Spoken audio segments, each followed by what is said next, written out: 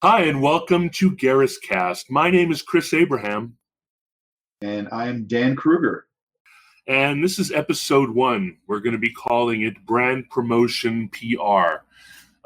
Today, we're talking about influencer marketing, which is the hottest thing under the sun right now. And we wanted to address the different variations of influencer marketing and discuss how it has been interpreted by different agencies and different companies, and discuss some of the more popular variations and also go into the variations that we're associated with.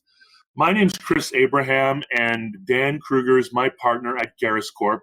We have been an online public relations company, online marketing, brand promotion, and brand protection company since 2012. But we had worked previously. When did you start at Abraham Harrison, Dan?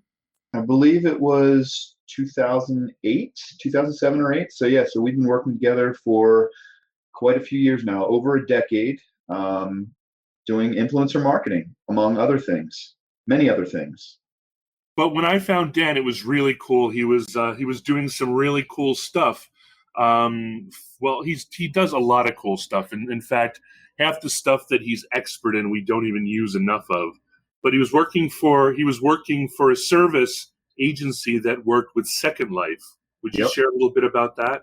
Sure. So I worked for a company called the Electric Sheep Company. My background is actually media communications, and I worked in the television industry for a number of years as a producer. And it's a feast or famine industry, as are most media industries or media companies. But what happened was I was looking for work, and Second Life started becoming the sort of hot thing at the time in 2006, 2007. It was pre-Facebook really hitting mainstream. Twitter was just starting as well. And it was so really pre-social media. And a lot of companies were looking to put their businesses into something. They didn't want to be like the music industry missing out on MP3s, and which MP3s are sort of outdated at this point anyway. But a lot of media companies and just companies in general were looking for other ways to promote their businesses, and Second Life was coming up. The Electric Sheep Company was sort of the mediator in between the company and Second Life. We had builders and scripters, and I was basically a producer, like a television producer, but a producer in Second Life. So we were able to put in some pretty big companies like Ben and Jerry's and Pontiac and HBO and Showtime and that sort of thing into Second Life by building their brand in that particular virtual environment. Second Life didn't last too long. It's still around, but just sort of for a very niche group. So it kind of, once it fizzled, that's how I found Chris. We had a mutual connection, and the previous company we worked for was looking for someone to be the director of client services, which I came in and was able to help out doing that for a number of years. We also had some pretty big clients as well, including Fresh Air Fund and what else, Chris? Alzheimer's. We had Mizuno. No, Mizuno was after that. Yeah, we We had had Kimberly Snuggle. Clark, Snapple, Snuggle Creme or Snuggle Fabric Softener. Yep. Um, So basically, coming into this company, our previous company, we focused heavily on influencer outreach. But this was before there were social media influencers, so it was more blogger outreach when everyone had a blog, and we would reach out to bloggers on behalf of a particular company and give them either a gift, the gift of information, of exclusive information, or something physical or something virtual that they could use and share with their readers. And it was a great way to promote their brands. that's a perfect segue to why the organic way we developed this system, which still relies heavily on people having a web-based HQ, right, Dan? Is we've designed it. I came from a company called New Media Strategies where we did online brand promotion through message boards and forums. And then I transitioned to Edelman Public Affairs, and there we did PR. We found people, we engaged them, we activated them, we got them excited about products and services, we got them excited about political aspirations, we got them excited about movements. And then when I came over to start my own company, which started out as Abraham PR back in 2006, I embraced public relations as a way of communicating to people online. And I went ahead and I did that awful thing they tell you never to do in public speaking, which is I looked on Wikipedia and found that PR is the practice of deliberately managing the spread of information between an individual, an organization, and the public. Public relations may include an organization or individual gaining exposure to their audiences using topics of public interest and news items that do not require direct payment. This differentiates it from advertising as a form of marketing communications.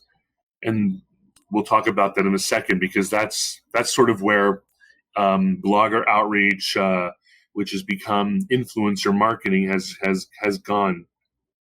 Public relations is the idea of creating coverage for clients for, quote, free, rather than marketing or advertising. For example, an example of good public relations would be generating an article featuring a client rather than paying for the client to be advertised next to the article.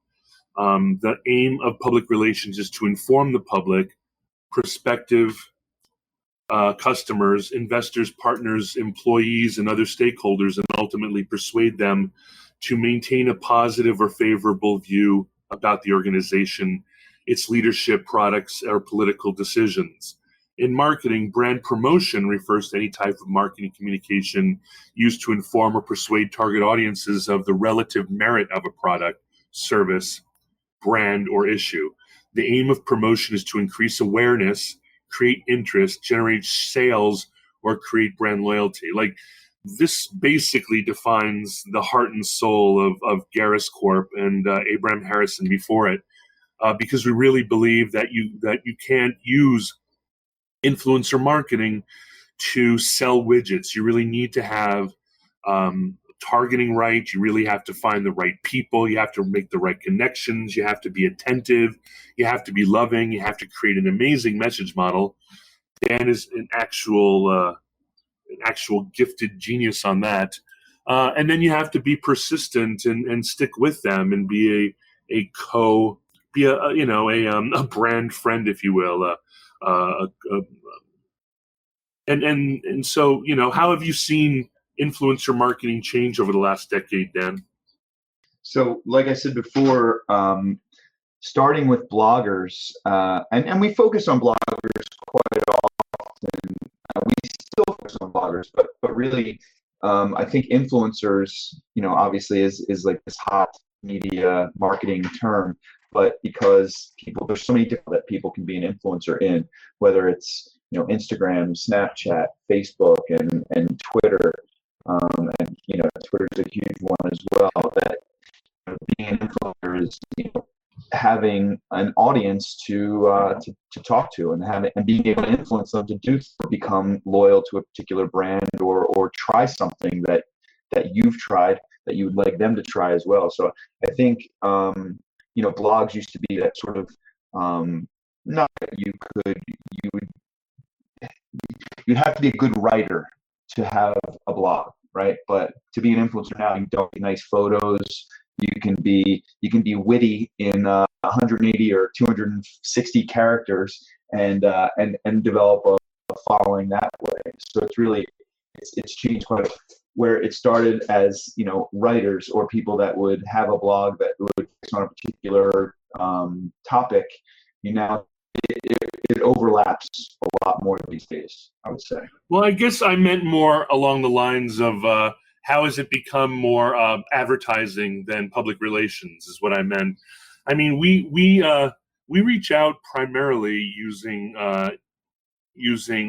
I mean, we do a lot of stuff where we reach out directly via DMs and via contact info that's in some higher influencers YouTube and Instagram sites. But in many ways, we still reach out via the web-based HQ, right? We find their email addresses, we engage them via email, we communicate that way. When we're never really on the phone with them or buying them lunch or anything like that. It's a very virtual engagement. And so even though people do have, their YouTube channels and their Instagrams and their Snapchats and their Twitters and so forth and their Facebook pages, most of the time they all have HQs where they bring that stuff together, correct? Absolutely. Yeah. So what I meant to say is that there was Yeah, no, you were 100% right. Yeah, we do engage. That seems to be, that is the sort of the hub, the easy way we can target a large group of and then engage them directly. For example, Dan is casually an elite athlete. Just so matter of fact, he scores nationally every year in CrossFit. And so, in the morning before he even starts, before he even has his first cup of coffee, he's done, things called ladders and kipping and things that make other people vomit and want to sleep for the rest of the day. He's done for fun. So as a result, he has a casual, friendly community of people in the elite athletic space, and also since he helps run a CrossFit box, is what they call a gym. He also understands and has casual relationships with people who are aspiring elite athletes.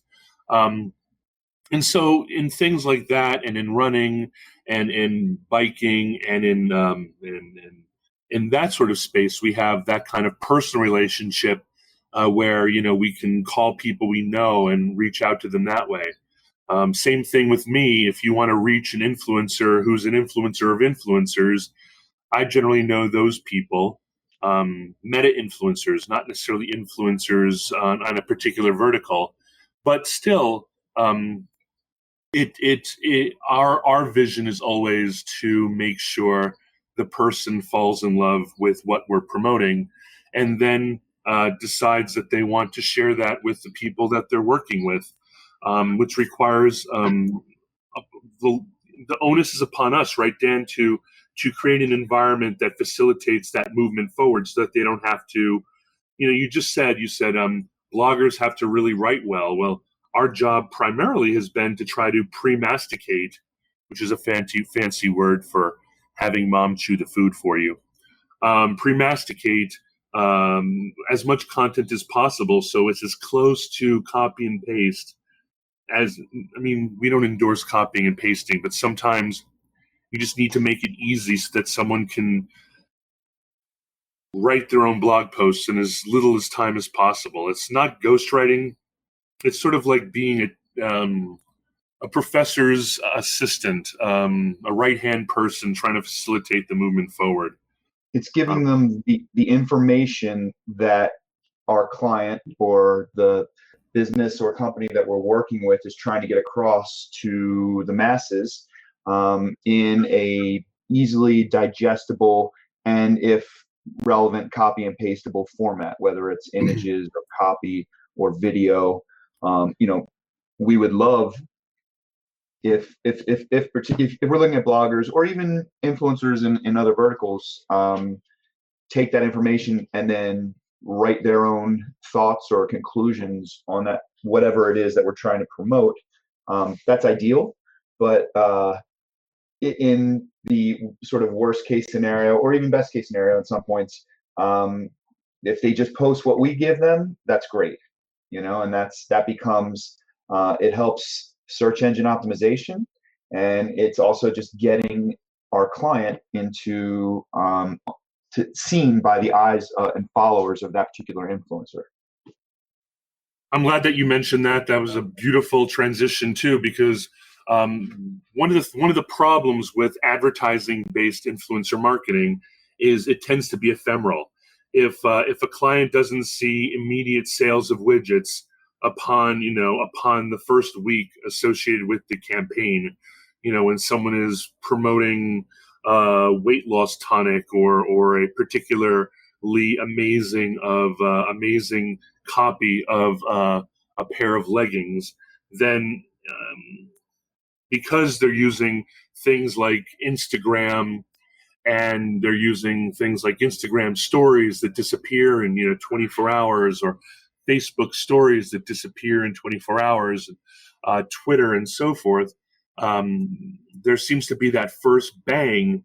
But one thing that we have, by focusing on more persistent sharing, such as blog posts and magazine posts and unboxings and sharings on YouTube, which is still the second most important search engine after Google, is the secondary effect of and we also, when we're promoting books and other things, we actually encourage and follow up with people to write reviews on Yelp, write reviews on Amazon and Goodreads.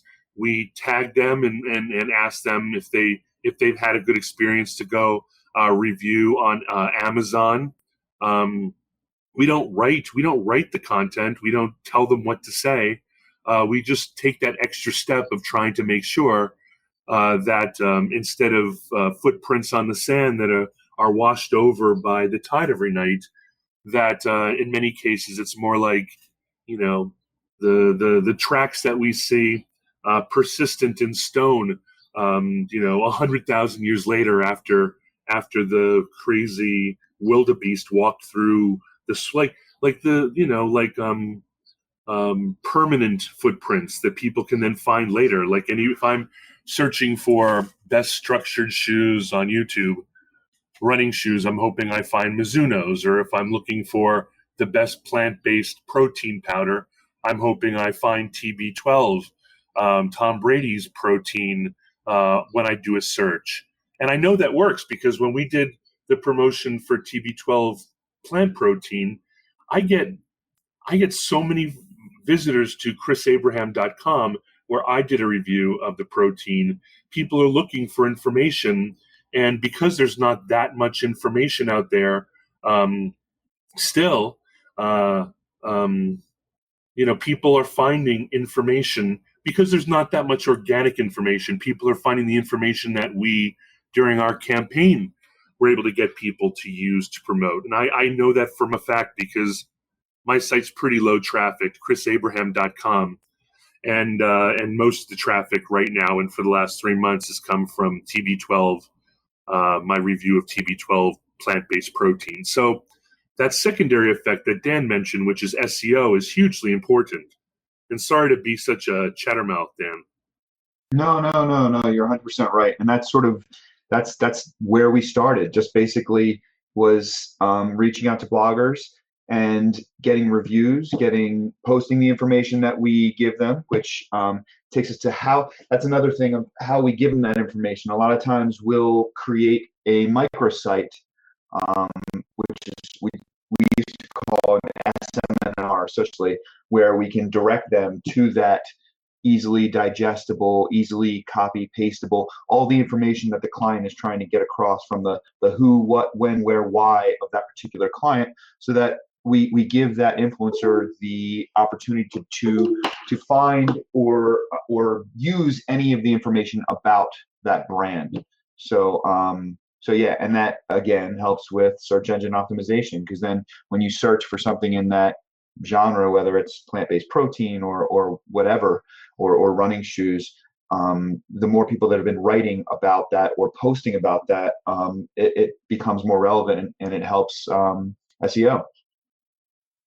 Yeah, and the thing is that we get a lot of people who come to us asking to do this as a way of getting text-based links, but this is really organic, opt-in public relations. Since we're not throwing $2,500 at someone, there's no contract that they have to write a positive review. Some people are real pros, and I put pros in quotes because it makes our clients happy, but nobody we work with has ever been in any obligation to say anything nice. In fact, we've never put them under any obligation to say anything at all. Like when we send them a bag of plant-based protein, it doesn't come with a contract that they need to sign. And in fact, they don't sign any contract before we send them the tester. There's Yeah. no obligation of saying anything nice. There's no obligation. And the pros rather say nothing than something bad. But, there's been, we just got an email from someone over at TB12 saying, not the best review, but good earnest stuff, like good review. And, we like Right. clients like that. Yeah, that's the thing is the client is pretty confident in their particular whatever it is, whether it is the protein or we had another client that we sent out coconut oil. We had another client that we sent out these sort of USB kind of, Chris, you can explain that one a little better, but sort of boot systems. But the client is usually really confident in whatever they're trying to promote, that they think that these influencers will write nice stuff about them. And yeah, not everyone that we send things to is actually going to come through, but a large portion of them. That's the idea, is to get these physical items or virtual items into the hands of these influencers so they can write about them and make the brand more popular organically. We call it earned media. We're not paying people to do it, but we're giving them the opportunity to do it. Yeah, there's a new like GPS sports watch that's like I've seen working hard to try to compete with Sunto and Garmin. I don't know if you've seen it out in the wilderness. It's like, I don't even remember the name of it, but you can see that they're having a hard time. Like DC Rainmaker is a guy who reviews all the tech, and like he's like, kind of buggy right now. I don't know, but even when it is, even when an objet like this GPS doesn't have the best review now, people are willing to say things like, it's an upstart, it's a startup, it's trying to compete with two huge brands. It's trying to be simpler. It's trying to appeal directly to the ultra running community. Like even if you're a really good PR person, you get people to kind of get on your side and root for you, right? So even though people aren't willing to BS the public, there are a bunch of new ultra runners that are promoting. You can tell that they're being paid brand ambassadors for this new watch, but everybody around it on YouTube are writing. Has anybody online too, on Reddit and everywhere? Have you heard anything about this? What has DC Rainmaker said? Oh, DC Rainmaker says meh. Like people don't realize that there's a huge amount of secondary conversation. In many ways, the influencers that we get to write about your product through persuasion, encouragement, and darn right spoiling are the catalysts to create this chain reaction that results in the super fans, the excited people, the fanboys, the Redditors, the dumb new podcasters like Dan and me to talk about it. Like if you don't get the buzz started, then the buzz ain't going to get started on its own. It's not a world where if you build it, they will come, unless you are, unless you're a rogue, right? Rogue can do anything. Of course, Rogue or even Concept 2 can do anything, and everybody's gonna be like, oh my God, Concept 2 just made a bike based on the, based on the rowing machine. People talk about that, or whatever Rogue does. People Rogue care does a about. lot of stuff. Rogue is basically creates apparel and fitness equipment that is super high quality, but a lot of times very high priced as well. So some things that they come out, I saw an ad, I forget what it was for exactly, but it was something that was super overbuilt that Rogue created. I think it was the cross between a GHD and I forget the name of the piece of equipment where you sort of bring your leg up behind you. It was a dual piece of equipment, but it was so overpriced that really, I mean, unless your gym is completely just macked out in Rogue equipment and you're making a lot of money. I saw the review on one like home gym place. He bought it and he's like, what am I going to do with this? Because basically all it does, right? It basically, remember when you were a wrestler. We were both wrestlers. You know that one really important workout where you kind of hang your upper body over kind of a it kind of has this. It's kind of a padded thing that looks like Pommel horse type thing. like a pommel horse, and you put your body over it, and you do back extensions, right? Yeah. And it kind of works your hammies, your glutes, and your lower back. Like it was something like that like was supposed to work your glutes, your hamstrings, and your lower back. And it was just this hugely very precision, only one thing type of. Oh, it's called a hyper reverse machine and a GHD. This is basically it's the Rogue Donkey, and it's like 12. Yeah, it's almost $2,000. So it's basically just it's this overbuilt piece of it. You'll see it at the CrossFit Games probably, but not many other places. Oh, I see it. There it is. Yeah. Yeah, it's Rogue Donkey. When you buy it, you'll feel like an ass. Exactly. My goodness, dude, that is the most. That's gonna. There's gonna be cockroaches that survive the apocalypse that work out on that thing. Exactly. Well, I want to make sure that we only take up about half an hour. Are there any parting words? Like, I know that what we haven't addressed, and I think we'll make this a part one of part two. What we haven't addressed is where the market has gone and how Madison Avenue has affected it. I will say one thing, because if this is at all controversial, and I don't expect anybody actually listening to an episode 1, so we'll probably be able to do this episode again at episode 10 or 20. But I do get why influencers want to be paid. I see that they believe that we're taking advantage of them by getting, quote, stuff for free from them. I see that when they argue for payment, they believe, and I agree now, I can see it, that what we're paying for is not the review, but for access to them and access to their time. We're paying them, if you will, the equivalent of bringing them in and asking them a bunch of questions. We're not telling them what to say, but we're just taking them off the road when they could be doing something that generates income for them and their family. So I get it. But I think we'll go more into that and what we've seen in that space more in the next episode. But I'm really happy to get one in the can. How do you feel about it? Are you excited to be part of GerrisCast, or do you think this is a really bad idea that we're not going to follow through on? No, it's good. It's good, and I'm glad we did it today. So, hey, where can you find more information about Gerris Corp, Dan? That would be GerrisCorp.com or Gerris. No, you don't have to do that, but GERR.is. We have a page on Facebook and on Twitter, but I'm going to make Dan promise me, and I'm going to promise Dan that we're going to be better at using those platforms as opposed to just accidentally sharing my workouts and other dumb things like that. So, and I think what would also be a good idea is for Chris to do a short blog post about this particular episode as well, or every episode. That way we can reach everyone, the readers and the listeners. That's exactly what I'm going to do. It's going to be uploaded to gerris.is/blog. GERRIS/ no.